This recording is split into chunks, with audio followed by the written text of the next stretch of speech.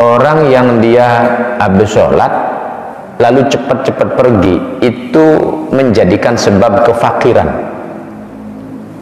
Orang yang dia habis sholat cepat-cepat pergi itu menyebabkan kefakiran. Kefakiran dalam hidupnya. Assalamualaikum, assalamualaikum, tidak ada zikir, tidak ada doa, pergi dia. Itu menyebabkan kefakiran. Fakir yang paling berbahaya itu fuqara'ul ilm, fakir ilm, faqrul ilm. Jadi kefakiran ilmu itu paling berbahaya itu. Dan itu musibah terbesar sudah ya. Na'udzubillah min dzalik. Baik, dikatakan yan bagi an taquma bi huquqin nas wa illam yaqumu bi huquqik wa la tas'alahum an adami qiyamihim bi huquqika bal ihmilhum ala halatin hasanah fa inna dzalika min akhlaqis siddiqin. Tabarukan saya bacakan kitab ini untuk mendapatkan berkah dari pengarangnya dan juga para ulama-ulama kita. Yang bagi seyogianya antakuma, hendaknya kamu menunaikan bihuquqin nas, daripada haknya manusia. Wa illam yaqumu, walaupun manusia itu tidak menunaikan bihuquqik, daripada hak-hak kalian. Kita bantu orang lain walaupun orang tidak bantu kita, gampangnya begitu. Kita nasihati orang lain walaupun tidak ada balasan dia menasihati kita. Kita pinjamkan uang sama orang, tetangga barangkali, walaupun dia tidak pernah pinjamkan uang sama kita. Kira-kira begitu gampang.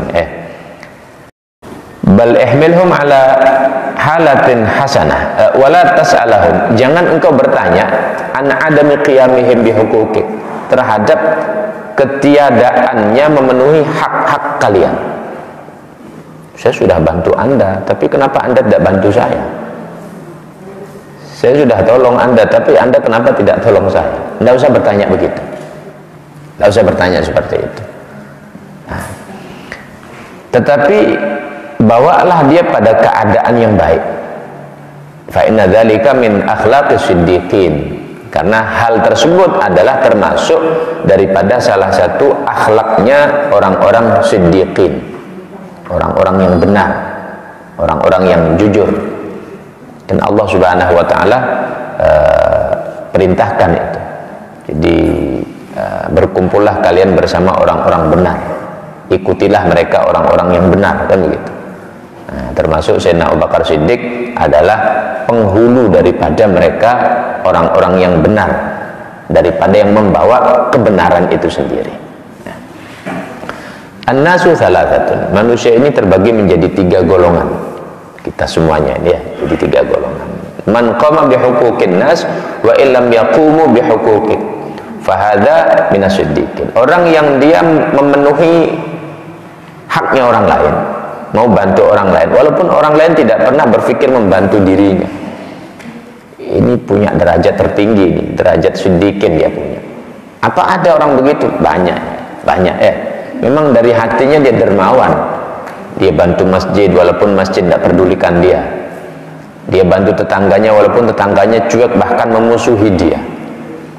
Dia bantu orang lain walaupun orang memusuhi dia mungkin, tetap saja dia bantu. Tidak berpikir bahwa ini orang tidak pernah bantu saya, tidak pernah tolong saya, ngapain saya mikir tentang dia. Tidak pernah berpikir begitu. Jadi dia berbuat, tidak pernah berpikir ada balasan. Apa ada orang begitu? Ada ya. Ada orang seperti itu. Nah. Yang kedua, man qama bihuquqin nas wa in qamu bihuquqik bihuquqih fa hadha minal muqtasidin. Orang yang dia memenuhi haknya orang lain jika orang lain itu memenuhi haknya dia. Jadi harus ada balasan.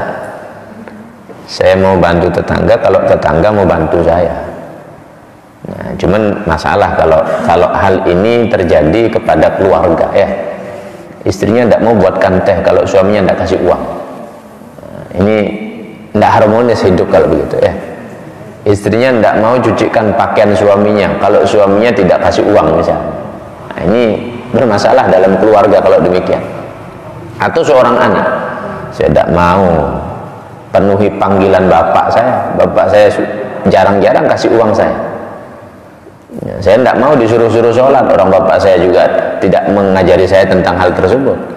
Jadi ini masalah dalam keluarga kalau sampai terjadi seperti itu. Maka ini termasuk orang-orang yang muktasid ya, tapi masih berimbang lah ya. Tapi kalau dalam keluarga itu tidak bagus. Maka bagaimana orang tua, suami menanamkan istrinya itu berbuat yang ikhlas, anaknya bersikap itu yang ikhlas. Jadi bukan karena ada sesuatunya lagi. Tapi apakah gampang berbuat begitu? Tidak gampang. Mendidik keluarga seperti itu untuk jadi seperti itu tidak gampang. Berat. Mendidik keluarga untuk jadi seperti itu. Apalagi zaman sekarang nah jangan main HP. Tidak dihiraukan bapaknya. Tidak dihiraukan bapaknya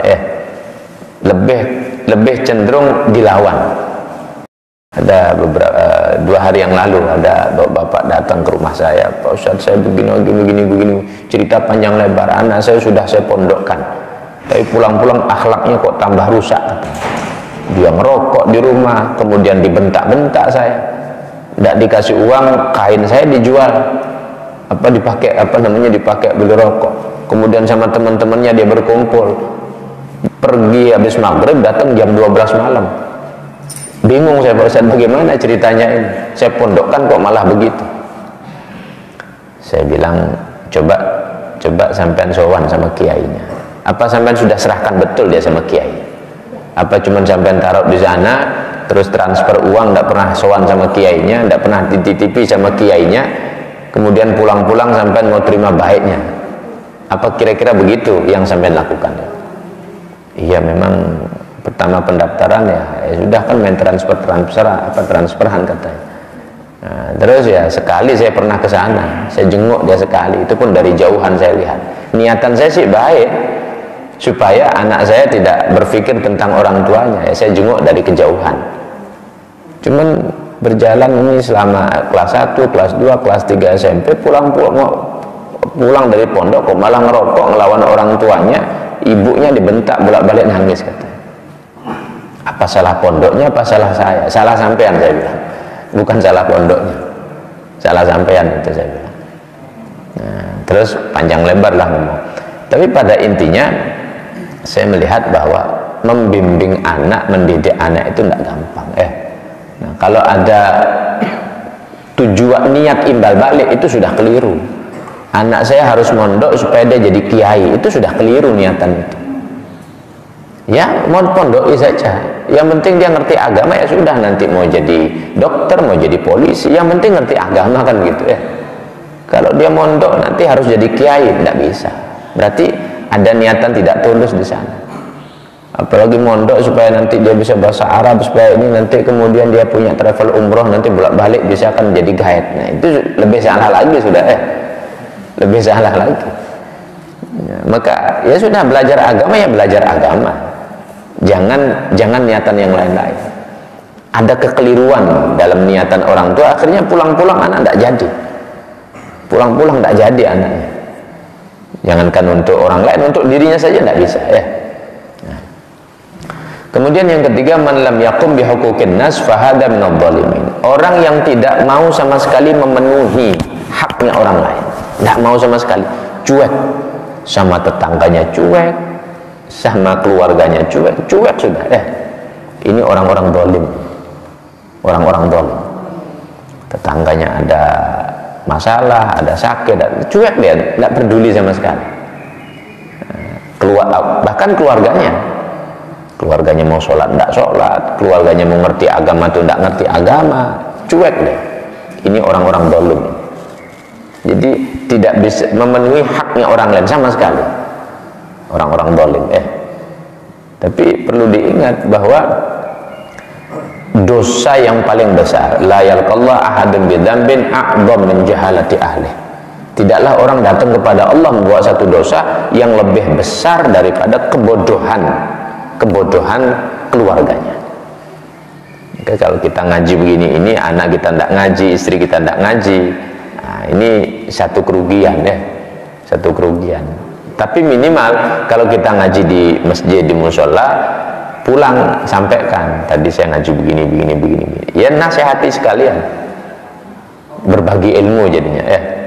Bolehlah istri tidak datang, mungkin sibuk ngurusi anak kecil, bayi mungkin barangkali. Nah, tapi pulang-pulang kasih tahu, saya tadi ngaji begini, dapat nasihat begini. Lebih-lebih istri itu harus lebih banyak dikasih nasihat.